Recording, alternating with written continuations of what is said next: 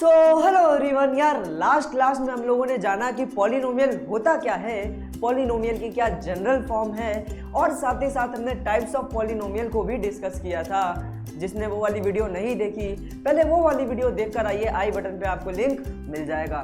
तो आज की क्लास में हम लोग शुरू करने वाले हैं एक्सरसाइज 2.1 को। तो चलिए शुरू करते हैं।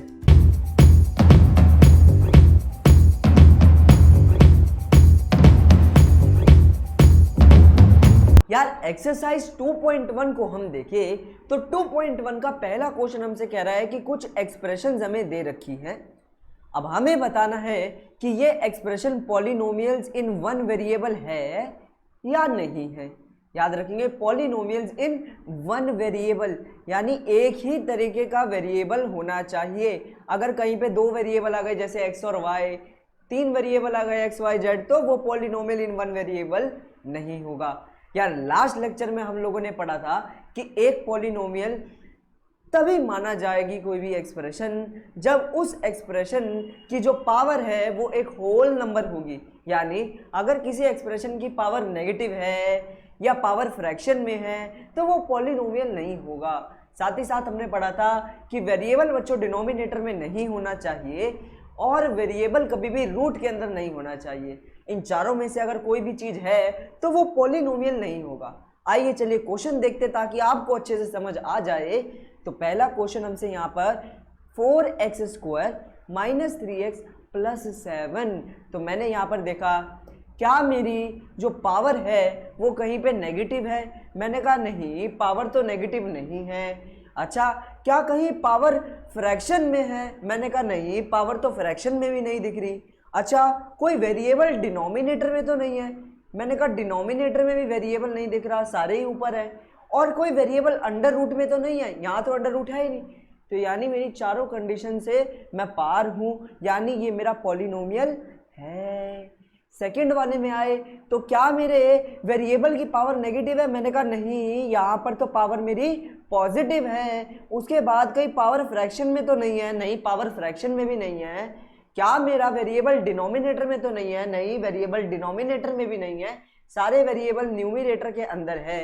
दूसरी बात, कहीं मेरा वेरिएबल अंडर रूट में तो नहीं है। अरे यार, यहाँ तो अंडर रूट है लेकिन वेरिएबल पे नहीं है। यहाँ पे अंडर रूट बच्चों नंबर पर है। नंबर पर अंडर रूट हो चलेगा लेकिन वेरिएबल पर अंडर रूट हो नहीं चलेगा। तो लेकिन यहाँ पर नंबर पे रूट है तो चल जाएगा, ये मेरा पॉलिनोमियल है। अभी नेक्स्ट पार्ट पर आए तो नेक्स्ट पार्ट पे हम लोग देख पाएंगे, मेरी छूटते ही नजर गई यहाँ पर। मैंने देखा मेरा वेरिएबल जो है बच्चों अंडर रूट के अंदर आ गया, जो कि मैंने पढ़ा था कि वेरिएबल कभी भी अंडर रूट में नहीं हो सकता, और अगर कभी भी वेरिएबल अंडर रूट में है तो वो एक पॉलिनोमियल नहीं होगा। तो answer is no, it is not a polynomial. क्या बात समझ आ रही है? मैंने कहा हाँ। अब चौथे पार्ट की तरफ अगर हम बढ़े बच्चों तो देख पाएंगे कि यहाँ पर मेरा वेरिएबल डिनोमिनेटर के अंदर है। एक न्यूमरेटर ऊपर वाला, डिनोमिनेटर नीचे वाला। तो मैंने आपको पढ़ाया था कि बच्चों वेरिएबल कभी भी डिनोमिनेटर में नहीं होगा, लेकिन यहाँ मेरा वेरिएबल डिनोमिनेटर में आ गया तो मैं कहूँगा नो, ये भी मेरा एक पॉलिनोमियल नहीं है। अभी लास्ट में हम बात करें तो क्या सारी पावर पॉजिटिव है। मैंने कहा हाँ, सारी पावर पॉजिटिव है, लेकिन यहाँ पर तीन वेरिएबल का इस्तेमाल कर दिया। एक x हो गया, एक y हो गया, एक t हो गया। बच्चों हमें तो सिर्फ पॉलिनोमियल इन वन वेरिएबल निकालने को बोला गया था, यहाँ पर आ गए तीन वेरिएबल। तो मैंने कहा मेरे को वन वेरिएबल निकालना है तो भाई ये मेरा पॉलिनोमियल इन वन वेरिएबल नहीं है। हालांकि ये एक पॉलिनोमियल है, ये पॉलिनोमियल इन थ्री वेरिएबल है। हमें चाहिए पॉलिनोमियल इन वन वेरिएबल। आशा करते हैं आपको फर्स्ट क्वेश्चन पूरी तरीके से समझ आ गया है। चलिए बढ़ चलते हैं अपने सेकंड क्वेश्चन की तरफ। तो सेकंड क्वेश्चन आप देखेंगे तो सेकंड क्वेश्चन हमसे कह रहा है राइट द कोफिशिएंट। हमें कोफिशिएंट लिखने, किसके कोफिशिएंट लिखने हैं बच्चों? x²। अच्छा, अब कई लोग बोलेंगे कि भाई हमें कोफिशिएंट का मतलब नहीं पता, तो किस बात की दिक्कत है। चलिए सबसे पहले जान लेते कोफिशिएंट होता क्या है।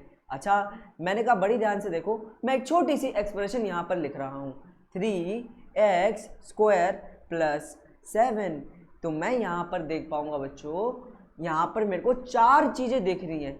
सबसे पहले आपको पता होगा कि ये जो x है ये मेरा वेरिएबल होता है। वेरिएबल माने कोई भी इंग्लिश अल्फ़ाबेट का लेटर, ठीक है, तो ये मेरा वेरिएबल होता है। उसके बाद आपने ये भी पढ़ रखा होगा, ये जो छोटा सा नंबर आपको ऊपर दिख रहा है इसे पावर या फिर एक्सपोनेंट भी कहते हैं। आपने ये भी पढ़ रखा होगा, ये जो खाली नंबर होता है जिसके साथ कोई भी वेरिएबल नहीं होता है इसे हम कांस्टेंट कहते हैं। एंड एट लास्ट वेरिएबल के साथ चिपका हुआ जो नंबर होता है, यहाँ पर एक्स स्क्वायर के साथ 3 चिपका हुआ है, इसे हम कोफिशिएंट कहते हैं।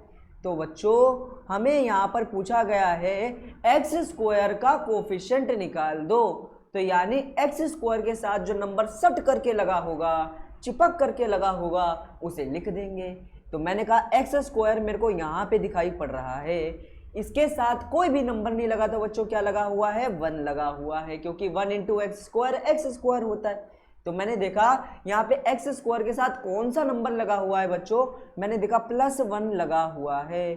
तो मैंने कहा बच्चों इसका कोफिशिएंट आ जाएगा +1। क्या बात समझ आ रही है? सेकंड क्वेश्चन पे आते हैं। तो यहाँ पर देख पाएंगे, यहाँ पर मैंने अपने एक्स स्क्वायर को पकड़ लिया, अभी भी एक्स स्क्वायर के साथ कोई नंबर नहीं लगा, तो बच्चों क्या लगा है, 1 लगा है। कोफिशिएंट का मतलब होता क्या है, कोफिशिएंट का मतलब होता है जो वेरिएबल के साथ सट करके नंबर लगा होता है उसे हम कोफिशिएंट कहते हैं। तो यहाँ एक्स स्क्वायर के साथ मुझे -1 दिखाई पड़ रहा है, साइन इंक्लूडेड होते हैं, साइन लेने हैं, इस चीज का ध्यान रखना, ठीक है। तो एक्स स्क्वायर के साथ यहाँ मेरे को -1 दिख रहा है, तो मैं कहूँगा -1 is the coefficient of x square. Third part में आते हैं। तो थर्ड पार्ट में हमें एक्स स्क्वायर तो दिख रहा है और एक्स स्क्वायर के साथ लगा हुआ मेरे को π/2 भी दिख रहा है, यानी बच्चों ये π/2 जो है मेरा एक्स स्क्वायर के साथ लगा हुआ है, तो मैं कहूँगा π/2 is the coefficient of x square. क्या बात समझ आ रही है? मैंने कहा हाँ, यहाँ तक की बात हमें समझ आ रही है। लास्ट पार्ट देख लेते हैं। अरे दादा, लास्ट पार्ट में तो एक्स स्क्वायर ही गायब है। तो क्या मैं इस एक्सप्रेशन को कुछ इस तरीके से लिख सकता हूँ?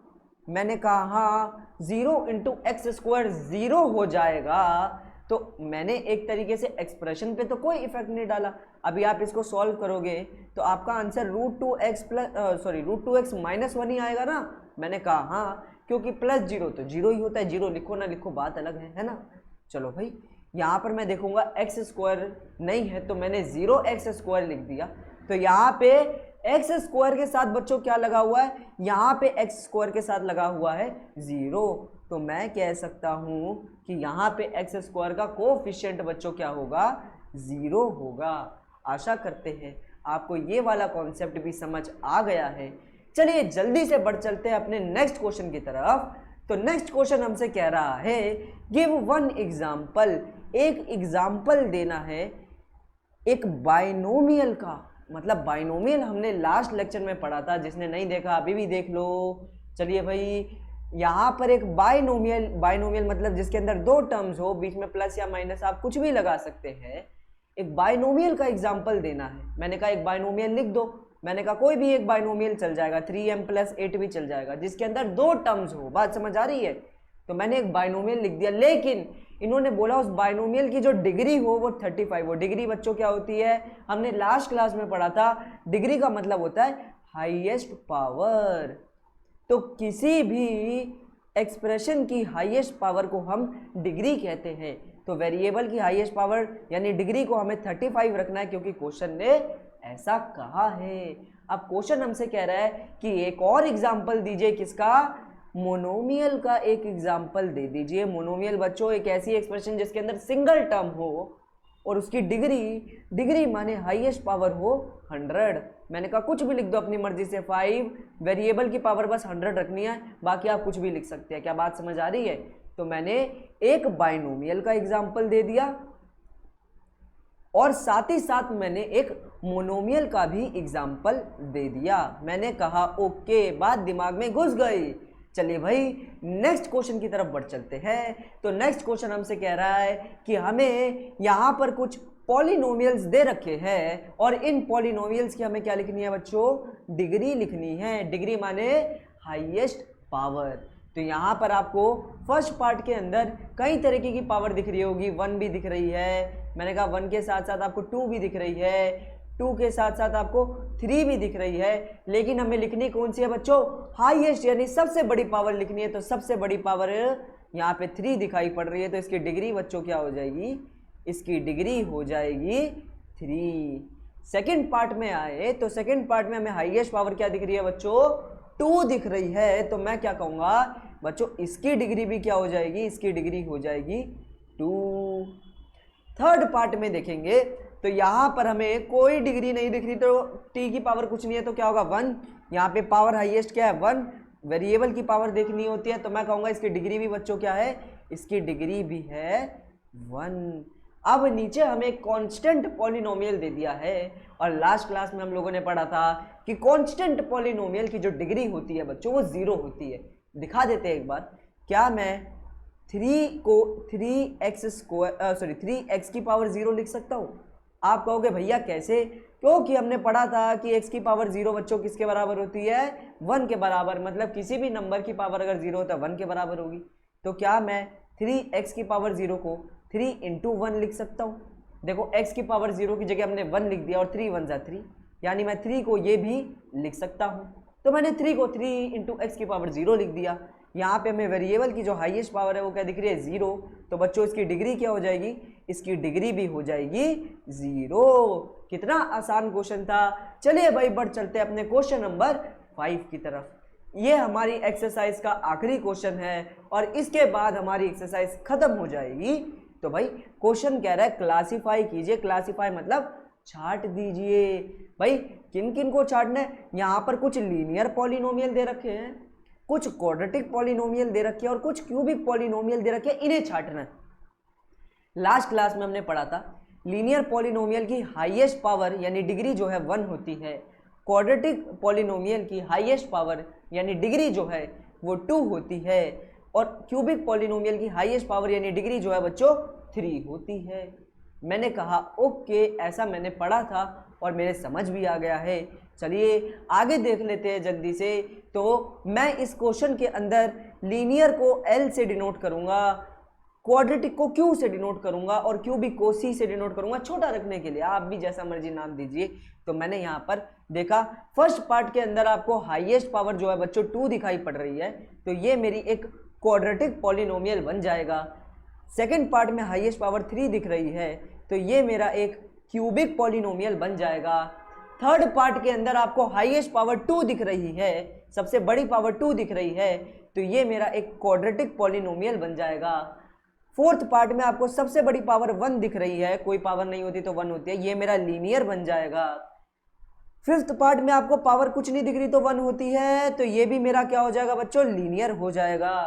आगे सिक्स्थ पार्ट में देखेंगे हाईएस्ट पावर कुछ नहीं 2 दिखाई पड़ रही है, तो ये मेरा क्वाड्रेटिक पॉलिनोमियल हो जाएगा। और अगर नेक्स्ट पार्ट में देखें तो हाईएस्ट पावर बच्चों क्या दिखाई पड़ रही है, 3 दिखाई पड़ रही है, तो ये मेरा क्यूबिक पॉलिनोमियल हो जाएगा। बात समझ आ रही है? तो हमें बस यहाँ पे क्लासिफाई करना था कौन सा लीनियर, कौन सा क्वाड्रेटिक और कौन सा क्यूबिक है। लीनियर वो जिसके अंदर हाईएस्ट पावर 1 हो, क्वाड्रेटिक वो जिसके अंदर हाईएस्ट पावर 2 हो, और क्यूबिक वो जिसके अंदर हाईएस्ट पावर 3 हो। तो यार एक्सरसाइज हमारी यहाँ पर पूरी तरीके से खत्म हो गई है। बाकी हम नेक्स्ट क्लास में एक्सरसाइज 2.2 के थोड़े बेसिक्स कर लेंगे। तब तक के लिए आप प्रैक्टिस करते रहिए और बाय बाय।